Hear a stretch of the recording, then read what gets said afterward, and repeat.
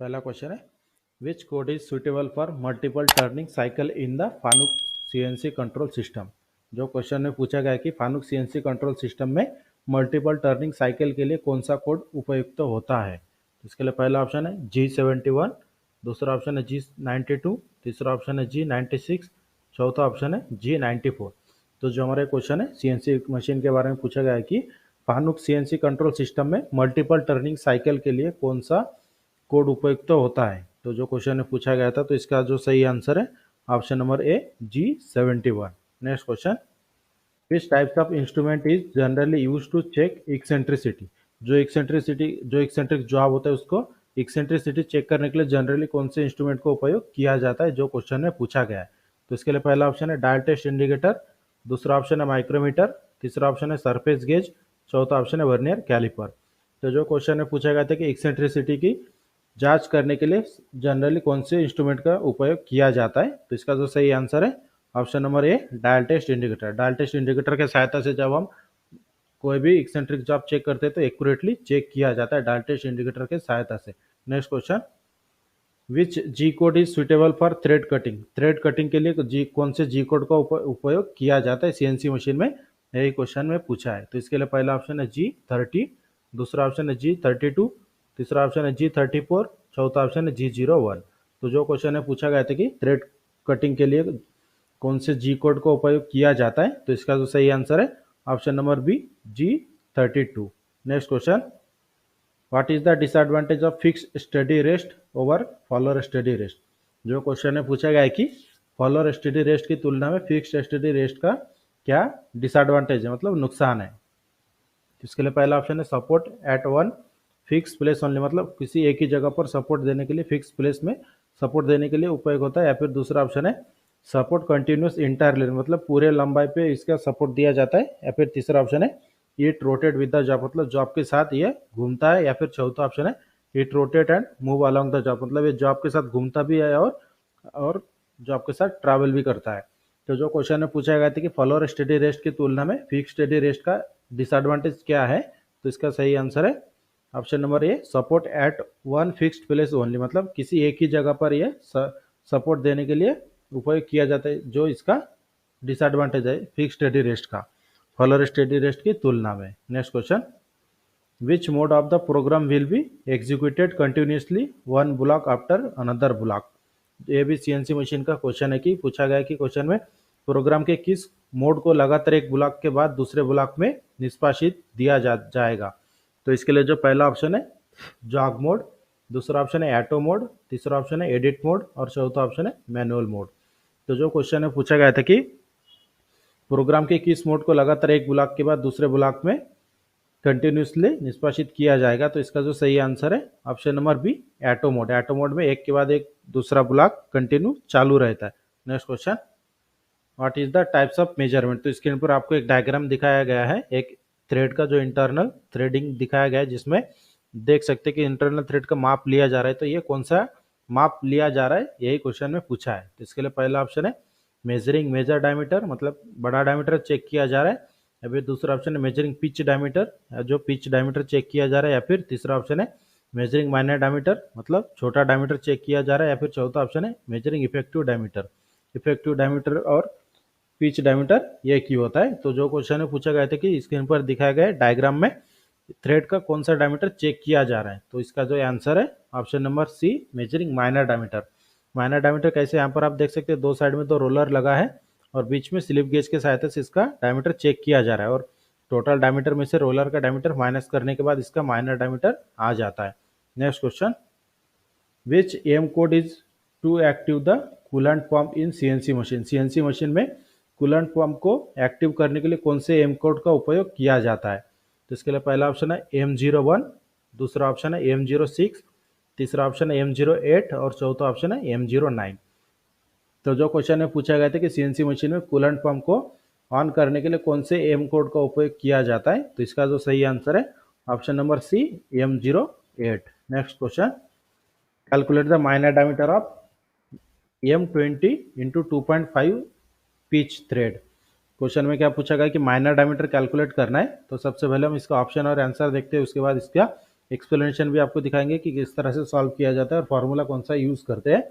तो जो क्वेश्चन में पूछा गया था कि माइनर डायमीटर में कैलकुलेट करना है, तो इसमें साइज दिया गया है M20 × 2.5 mm, मतलब M20 मेट्रिक थ्रेड है जिसका पिच है 2.5 mm, तो इसका माइनर डायमीटर कितना होगा। तो इसके लिए पहला ऑप्शन है 15.933 mm, दूसरा ऑप्शन है 16.933 mm, तीसरा ऑप्शन है 17.933 mm, चौथा ऑप्शन है 18.933 mm। तो जो क्वेश्चन में पूछा गया था कि माइनर डायमीटर में कैलकुलेट करना था और जिसका साइज दिया गया था M20 × 2.5 mm पिच, तो इसका आंसर आता है ऑप्शन नंबर बी 16.933 mm। तो किस तरह से आता है, तो यहाँ पर आप देख सकते हैं एक्सप्लेनेशन।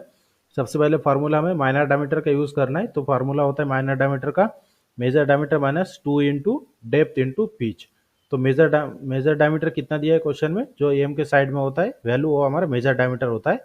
तो मेजर डायमीटर दिया है 20 mm, और फार्मूला में जैसे माइनस उसके बाद 2 इंटू डेप्थ, मेट्रिक थ्रेड का डेप्थ होता है 0.6134 mm, और उसके बाद 2 इंटू पिच, और पिच जो दिया गया है पिच हमारा 2.5 mm है। तो सबसे पहले इन सबका मल्टीप्लिकेशन करना है, तो सब यहाँ पर आप देख सकते हैं इन तीनों का गुणाकार करने के बाद आता है 3.067 mm। इसके बाद ये 20 mm से इसे माइनस करने पर इसका आंसर आ जाता है 16.933 mm।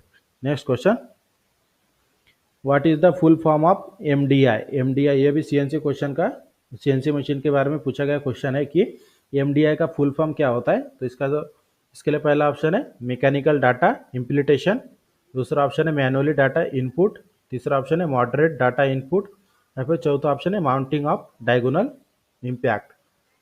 तो जो क्वेश्चन में पूछा गया था कि एमडीआई का फुल फॉर्म क्या होता है, जो सीएनसी के बारे में पूछा गया है, तो एमडीआई का फुल फॉर्म होता है मैनुअली डाटा इनपुट। मतलब मैनुअली अगर हमें डाटा इनपुट करना है तो उस समय एमडीआई मोड का उपयोग करते हैं, और एमडीआई मतलब होता है manually data input. Next question, what is the maximum size of bore that can be checked with telescopic gauge. Question में क्या पूछा गया है कि कौन से ज्यादा बोर डायमीटर टेलीस्कोपिक गेज की सहायता से चेक किया जा सकता है। तो इसके लिए पहला ऑप्शन है 152.4 mm, दूसरा ऑप्शन है 88.9 mm, तीसरा ऑप्शन है 53.9 mm, चौथा ऑप्शन है 31.7 mm। तो जो क्वेश्चन में पूछा गया था कि टेलीस्कोपिक गेज की सहायता से बड़ा बोर को कितने डायमीटर का हम चेक कर सकते हैं, तो इसका जो सही आंसर है option number A 152.4 mm। Next question, which one of the following is possible in edit mode. Question में क्या पूछा गया है कि निम्नलिखित में से कौन सा एडिट मोड में संभव है, मतलब इसमें से हम एडिट मोड में क्या कर सकते हैं, यही क्वेश्चन में पूछा है। ये भी क्वेश्चन हमारा सीएनसी मशीन के बारे में पूछा गया है। तो सबसे पहला ऑप्शन है can read only the program, मतलब प्रोग्राम को सिर्फ हम पढ़ सकते हैं, या फिर दूसरा ऑप्शन है सिमुलेशन ऑफ द प्रोग्राम, मतलब सिमुलेशन कर सकते हैं प्रोग्राम में, या फिर तीसरा ऑप्शन है एग्जीक्यूटेड द प्रोग्राम, मतलब प्रोग्राम को एग्जीक्यूट कर सकते हैं एडिट मोड में, या फिर चौथा ऑप्शन है prepare of new programmable data and correction alternation of the earlier program. मतलब चौथा जो ऑप्शन है हमारा prepare of new programmable data, मतलब प्रिपेयर कर सकते हैं एडिट मोड में न्यू प्रोग्राम को, प्रोग्राम की डाटा है फिर उसे करेक्शन भी कर सकते हैं। तो जो क्वेश्चन में पूछा गया था कि निम्नलिखित में से कौन सा मोड एडिट मोड में कर सकते हैं, कौन सा संभव मोड हम एडिट मोड में कर सकते हैं, तो इसका जो सही आंसर है option number D preparation of new programmable data and correction alternation of earlier program, मतलब नया प्रोग्रामेबल डाटा तैयार करना और पहले के प्रोग्राम में सुधार या फिर बदलाव कर भी हम कर सकते हैं एडिट मोड में सीएनसी मशीन के। Next question, what is the length of spacing collar use inside micrometer. Inside micrometer का जो स्पेसिंग कॉलर होता है उसका लंबाई कितना होता है, जो क्वेश्चन में पूछा है। तो इसके लिए पहला ऑप्शन है 12 mm, दूसरा ऑप्शन है 13 mm, तीसरा ऑप्शन है 25 mm, चौथा ऑप्शन है 38 mm। तो जो क्वेश्चन में पूछा गया था कि इनसाइड माइक्रोमीटर के जो स्पेसिंग कॉलर होता है उसका लंबाई कितना होता है, तो इसका आंसर है option number A 12 mm। Next question, which one of the following M code is suitable for spindle rotation stop. Question में क्या पूछा गया है कि स्पिंडल रोटेशन स्टॉप के लिए निम्नलिखित में से कौन सा एम कोड का उपयोग किया जाता है। तो इसके लिए पहला ऑप्शन है M05, दूसरा ऑप्शन है M03, तीसरा ऑप्शन है M06, चौथा ऑप्शन है M04। तो जो क्वेश्चन में पूछा गया था कि स्पिंडल रोटेशन स्टॉप के लिए निम्नलिखित में से कौन सा एम कोड उपयुक्त होता है, तो इसका आंसर है ऑप्शन नंबर ए M05। ये भी हमारा सीएनसी मशीन के बारे में पूछा गया कोड क्वेश्चन है। Next question, what is the main use of using the tool makers button for face boring. Question में क्या पूछा गया है कि फेस बोरिंग के लिए टूल मेकर के बटन का उपयोग करने का मुख्य उपयोग या फिर मुख्य उद्देश्य क्या है। तो इसके लिए पहला ऑप्शन है इजी टू यूज, मतलब यूज करने में आसानी होती है। दूसरा ऑप्शन है अनस्किल्ड लेबर कैन डू, मतलब जो अनट्रेंड या फिर अनस्किल्ड लेबर है वो भी इसकी सहायता से काम कर सकते हैं। या फिर तीसरा ऑप्शन है ट्रूइंग इज नॉट नेसेसरी, मतलब ट्रू करने की जरूरत नहीं। या फिर चौथा ऑप्शन है easy to set square to the axis of rotation, मतलब इजी टू सेट स्क्वायर, मतलब इसको स्क्वायर स्क्वायरली में हम सेट कर सकते हैं एक्सिस के रोटेशन के एक्सिस के पैरेलल में। तो जो क्वेश्चन में पूछा गया था कि फेस बोरिंग के लिए टूल मेकर के बटन का उपयोग करने का मुख्य उद्देश्य क्या है, तो इसका जो सही आंसर है option number D, easy to set square to the axis of rotation, मतलब रोटेशन की एक्सिस पर स्क्वायर सेट करना आसान होता है टूल मेकर बटन में।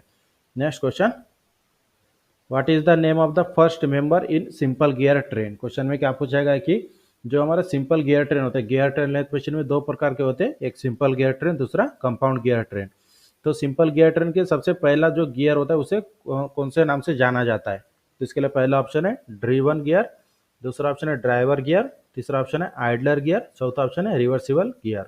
तो जो क्वेश्चन में पूछा गया था कि सिंपल गियर ट्रेन के जो पहला गियर होता है उसमें उसका नाम क्या है, तो इसका आंसर है ऑप्शन नंबर बी, ड्राइवर। तो क्योंकि सिंपल गियर ट्रेन में 3 गियर होते हैं, ड्राइवर, आइडलर और ड्रीवन। तो सबसे पहले लगा होता है ड्राइवर, बीच में लगा होता है आइडलर और तीसरा नंबर का होता है हमारा driven. Next question, which cutting tool has the ability to withstand various cutting force during machining. Question में जो पूछा गया है कि किस कटिंग टूल में मशीनिंग के दौरान विभिन्न कटिंग बलों का सामना करने की क्षमता होता है। तो इसके लिए पहला ऑप्शन है टफनेस, दूसरा ऑप्शन है हार्डनेस, तीसरा ऑप्शन है ब्रिटलनेस, चौथा ऑप्शन है सॉफ्टनेस। तो जो क्वेश्चन में पूछा गया कि किस कटिंग टूल में मशीनिंग के दौरान विभिन्न कटिंग बलों का सामना करने की क्षमता होती है, तो इसका जो सही आंसर है ऑप्शन नंबर है टफनेस। टफनेस यह कटिंग टूल का प्रॉपर्टी है। Next question, how many number of gear are in a simple gear train. जैसे इसके पहले में मैंने बताया था कि कंपाउंड लेथ मशीन में दो प्रकार के गियर ट्रेन होते हैं, सिंपल और कंपाउंड गियर ट्रेन।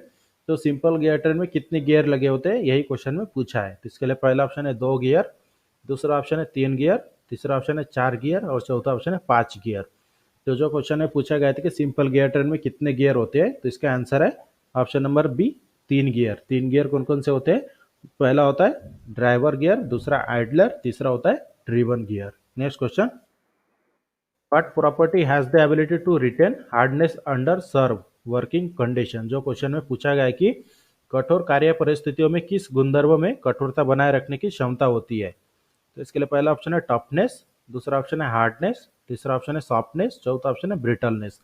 तो जो क्वेश्चन में पूछा गया था कि कठोर कार्य परिस्थितियों में किन गुणधर्मों में कठोरता बनाए रखने की क्षमता होती है, तो इसका जो सही आंसर है option number B, hardness. Next question, what is the lead of M10 into 1.5 mm pitch double start thread. जो क्वेश्चन में पूछा गया है कि डबल स्टार्ट थ्रेड का लीड कितना होगा, जिसके लिए साइज दिया गया है M10 इंटू 1.5 mm पिच है। तो ध्यान में रखें कि सबसे पहले इसका ऑप्शन देखते हैं, इसके बाद इसका एक्सप्लेनेशन भी आपको बताएंगे कि किस तरह से कैलकुलेट करना होता है। तो सबसे पहला जो ऑप्शन है 2 mm, दूसरा ऑप्शन है 3 mm, तीसरा ऑप्शन है 3.5 mm और चौथा ऑप्शन है 4 mm। तो जो क्वेश्चन है पूछा गया था कि M10 into 1.5 mm pitch double start thread की लीड क्या होता है, तो इसका सही आंसर है ऑप्शन नंबर 3। क्योंकि इस क्वेश्चन में सबसे पहले चेक क्या करना है, हमें पिच कितना दिया गया है, पिच दिया है 1.5 mm, उसके बाद क्या बोला गया, double start thread. Double start thread मतलब pitch into number of start हो जाता है। तो पिच के डबल हो जाएगा भी, pitch into number of start मतलब पिच से डबल दिया गया है, डबल स्टार्ट बोला गया तो इसलिए पिच का डबल हो जाता है। तो पिच हमारा दिया था 1.5 mm, इसे मल्टीप्लाई 2 से करेंगे तो 3 mm आ जाता है। कभी भी ध्यान में रखें कि मल्टी स्टार्ट का फार्मूला होता है, मल्टी स्टार्ट थ्रेड का लीड का फार्मूला होता है pitch into number of start. Next question, which offset has to be taken to make the tool move with reference to the job in CNC machine। जो question में पूछा गया कि CNC machine के बारे में क्वेश्चन है, CNC मशीन में जॉब के संदर्भ में टूल को गतिमान बनाने के लिए कौन सा ऑफसेट लेना पड़ता है। तो इसके लिए पहला ऑप्शन है वर्क ऑफसेट, दूसरा ऑप्शन है ज्योमेट्रिकल ऑफसेट, तीसरा ऑप्शन है वियर ऑफसेट, चौथा ऑप्शन है टूल ऑफसेट। तो जो क्वेश्चन में पूछा गया था CNC मशीन के बारे में कि CNC मशीन में जॉब के संदर्भ में टूल को गतिमान बनाने के लिए कौन सा ऑफसेट लेना पड़ता है, तो इसका आंसर है option number A, work offset. Next question, how are multi start thread specified, multi start thread को कैसे स्पेसिफाइड किया जाता है, जो क्वेश्चन में पूछा गया है। तो इसके लिए पहला ऑप्शन है bye starting diameter and pitch, मतलब इसका स्टार्टिंग डायमीटर और पिच के हिसाब से स्पेसिफिकेशन दिया जाता है मल्टी स्टार्ट थ्रेड का। या फिर दूसरा जो ऑप्शन है bye starting diameter and angle of thread, मतलब इसका जो स्टार्टिंग डायमीटर होता है उसका और इसके साथ एंगल दोनों को मिलाकर स्पेसिफाइड किया जाता है। या फिर तीसरा ऑप्शन है bye starting core diameter and pitch, मतलब स्टार्टिंग के माइनर डायमीटर, कोर डायमीटर मतलब होता है माइनर डायमीटर, छोटा डायमीटर, जिसे कोर डायमीटर बोला जाता है, कोर डायमीटर और पिच के हिसाब से स्पेसिफाइड किया जाता है। या फिर चौथा ऑप्शन है bye starting diameter pitch and number of start, मतलब स्टार्टिंग के डायमीटर पिच और नंबर ऑफ स्टार्ट के हिसाब से स्पेसिफाइड करते हैं। तो जो क्वेश्चन में पूछा था कि मल्टी स्टार्ट थ्रेड को कैसे स्पेसिफाइड किया जाता है, तो इसका जो सही आंसर है option number D, bye starting diameter pitch और नंबर ऑफ स्टार्ट के हिसाब से मल्टी स्टार्ट थ्रेड को स्पेसिफाइड किया जाता है। Next question, what is the clearance angle for a boring bar tool used in CNC machine. Question में पूछा क्या गया है कि सीएनसी मशीन में उपयोग किए जाने वाले बोरिंग बार टूल के लिए क्लियरेंस एंगल क्या होता है। तो इसके लिए पहला ऑप्शन है 5 डिग्री, दूसरा ऑप्शन है 7 डिग्री, तीसरा ऑप्शन है 8 डिग्री और चौथा ऑप्शन है 9 डिग्री। तो क्वेश्चन में क्या पूछा गया था कि सीएनसी मशीन में उपयोग किए जाने वाले बोरिंग बार जो होता है, वो तो बोरिंग बार में जो टूल लगा होता है उस टूल का क्लियरेंस एंगल कितना होता है। तो इसका जो सही आंसर है option number B, 7 degree. Next question, what is the indication of the Z axis in a CNC lathe machine. CNC lathe machine में जेड एक्सिस का क्या संकेत होता है, यही क्वेश्चन में पूछा है। तो इसके लिए पहला ऑप्शन है the length of the component, मतलब जॉब की लंबाई। या फिर दूसरा ऑप्शन है the centre axis of the component, मतलब जॉब का सेंटर एक्सिस। या फिर तीसरा ऑप्शन है the radius of the component, मतलब जॉब का रेडियस। या फिर चौथा ऑप्शन है the diameter of the component, मतलब जॉब का डायमीटर। तो जो क्वेश्चन है पूछा गया था कि सीएनसी लेथ मशीन में जेड एक्सिस का क्या संकेत होता है, इसका जो सही आंसर है option number A, the length of the component, मतलब जॉब की लंबाई को जेड एक्सिस की सहायता से दर्शाया जाता है। Next question, what is the element of square thread mark x. तो स्क्रीन पर आपको एक स्क्वायर थ्रेड का डायग्राम दिखाया गया है। तो इसमें जो एक्स के रूप में जो भाग दिखाया गया है, तो इसका नाम क्या है, यही हमें पहचानना है। तो इसके लिए पहला ऑप्शन है मेजर डायमीटर, दूसरा ऑप्शन है माइनर डायमीटर, तीसरा ऑप्शन है कोर डायमीटर, चौथा ऑप्शन है पिच डायमीटर। तो जो क्वेश्चन है पूछा गया था कि स्क्रीन पर दिखाया गया स्क्वायर थ्रेड में जो एक्स के रूप में दिखाया गया है, तो इसका वैल्यू क्या होता है, मतलब इसे क्या कहा जाता है। तो इसका सही आंसर है हमारा option number D, pitch diameter. Pitch diameter क्यों, क्योंकि यहाँ पर आप देख सकते हैं ये जो हमारा सबसे बड़ा डायमीटर इसे बोला जाता है मेजर डायमीटर, और जो यहाँ पर आप देख सकते हैं ये हमारा माइनर डायमीटर, और मेजर डायमीटर और माइनर डायमीटर के बीच को दिखाया गया है एक्स के रूप में, इसलिए इसका नाम है pitch diameter. Next question, what is the purpose of the turret head on a CNC lathe machine. CNC lathe machine पर टरेट हेड का क्या उद्देश्य होता है, यही क्वेश्चन में पूछा है सीएनसी मशीन के बारे में। इसके लिए पहला ऑप्शन है it hold the work piece, मतलब जॉब को पकड़ने के लिए।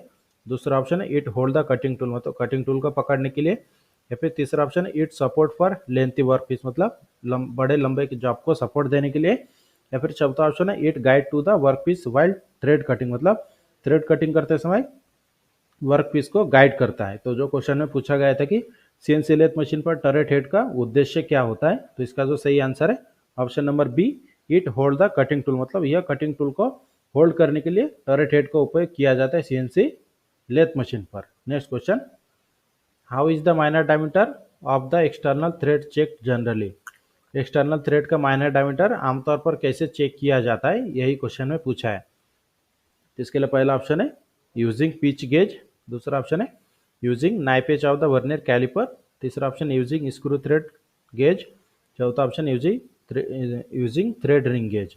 तो जो क्वेश्चन है पूछा गया था कि एक्सटर्नल थ्रेड का माइनर डायमीटर अगर हमें चेक करना है तो किस तरह से चेक किया जाता है, किसके सहायता से। तो इसका जो सही आंसर है option number B, using knife edge of the vernier caliper, मतलब वर्नियर कैलिपर का जो इंटरनल जो भी हम माप लेने के लिए जो यूज़ करते हैं उस भाग को बोला जाता है नाइपेज ऑफ द वर्नियर कैलिपर। तो वर्नियर कैलिपर के नाइपेज के सहायता से एक्सटर्नल थ्रेड के माइनर डायमीटर को चेक किया जाता है। Next question, what does the G01 command stand for in the part programme. CNC machine के पार्ट प्रोग्राम में G01 कमांड का क्या मतलब होता है, जो क्वेश्चन में पूछा गया है सीएनसी मशीन के बारे में। तो इसके लिए पहला ऑप्शन है रैपिड ट्रैवर्स, दूसरा ऑप्शन है return to the reference point, तीसरा ऑप्शन है सर्कुलर इंटरपोलेशन क्लॉकवाइज डायरेक्शन, और चौथा ऑप्शन है लीनियर इंटरपोलेशन।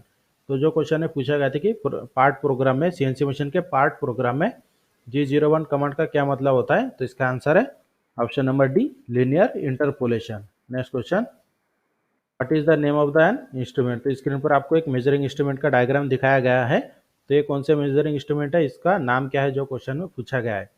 इसके लिए पहला ऑप्शन है टेलीस्कोपिक गेज, दूसरा ऑप्शन है इनसाइड माइक्रोमीटर, चौथा ऑप्शन है बोर डायल गेज, और तीसरा ऑप्शन है बोर डायल गेज, और चौथा ऑप्शन है माइक्रोमीटर एक्सटर्नल। तो जो क्वेश्चन में पूछा गया था कि स्क्रीन पर दिखाए गए मेजरिंग इंस्ट्रूमेंट का नाम क्या है, तो इसका आंसर है option number B, inside micrometer. या जो आपको दिखाई दे रहा है स्क्रीन पर डायग्राम, तो यह मेजरिंग इंस्ट्रूमेंट है inside micrometer. Next question, what is L in tailstock offset method. Tailstock offset method में कैपिटल एल का मीनिंग क्या होता है, यही क्वेश्चन में पूछा गया है। जब भी हम कभी टेलेस्टॉक ऑफसेट मेथड से टेपर टर्निंग करते हैं तो उस समय फॉर्मूला में ये कैपिटल एल का उपयोग किया जाता है। तो कैपिटल एल मतलब क्या होता है, जो क्वेश्चन में पूछा है। तो इसके लिए पहला ऑप्शन है लेंथ ऑफ द टेपर, दूसरा ऑप्शन है लेंथ ऑफ द जॉब, तीसरा ऑप्शन है अमाउंट टेपर, चौथा ऑप्शन है लेंथ ऑफ द ऑफसेट। तो जो क्वेश्चन में पूछा गया था कि टेलेस्टॉक ऑफसेट विधि में ये कैपिटल एल का मीनिंग क्या होता है, तो इसका आंसर है option number B, length of the job. मतलब जॉब की लंबाई को दर्शाने के लिए कैपिटल एल का उपयोग किया जाता है टेलेस्टॉक ऑफसेट मेथड में। Next question, what is the hole basis system.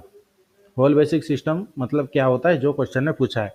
अगर होल बेसिक सिस्टम का अगर हमें समझना, मतलब होल बेसिक सिस्टम क्या होता है, जो क्वेश्चन ने पूछा है तो किस तरह से समझा जाता है। तो इसके लिए पहला ऑप्शन है size of the shaft is constant. मतलब होल बेसिक सिस्टम में शाफ्ट का जो साइज होता है वो कांस्टेंट रहता है। या फिर दूसरा ऑप्शन जो बोला गया है कि size of hole is constant, मतलब जो होल बेसिक सिस्टम में जो होल का साइज होता है वो कांस्टेंट रहता है। या फिर तीसरा ऑप्शन है size of the hole is varied, मतलब अलग अलग आकार के होल का साइज होता है। या फिर चौथा ऑप्शन है size of both hole and shaft are varied, मतलब होल और शाफ्ट का साइज अलग अलग होता है। तो क्वेश्चन में क्या पूछा गया था कि होल बेसिक सिस्टम मतलब क्या होता है, तो इसका जो सही आंसर है option number B, size of the hole is constant. मतलब होल का साइज कांस्टेंट रहता है, उसमें कोई बदलाव नहीं होता है होल बेसिक सिस्टम में। इस तरह से आज की क्लास में हमने आपको इंपॉर्टेंट 30 क्वेश्चन सॉल्व करके दिया है। और इसी तरह के डेली क्लास के लिए मेरे चैनल को सब्सक्राइब करके बेल आइकन को दबाएं, ताकि मेरी वीडियो की नोटिफिकेशन आपको टाइम पर मिलते रहे। और इसी तरह की क्लास हम आपको डेली करवाएंगे एग्जाम होने तक। और वीडियो के डिस्क्रिप्शन में आपको 1000 से भी ज़्यादा क्वेश्चन का PDF सेट मिल जाएगा, जहां से आप डाउनलोड करके चेक कर सकते हैं, जैसे थंबनेल में दिखाया गया था। और वीडियो हमारी अच्छी लगे तो हमारे चैनल को सब्सक्राइब करें, शेयर करें और लाइक करना ना भूलें।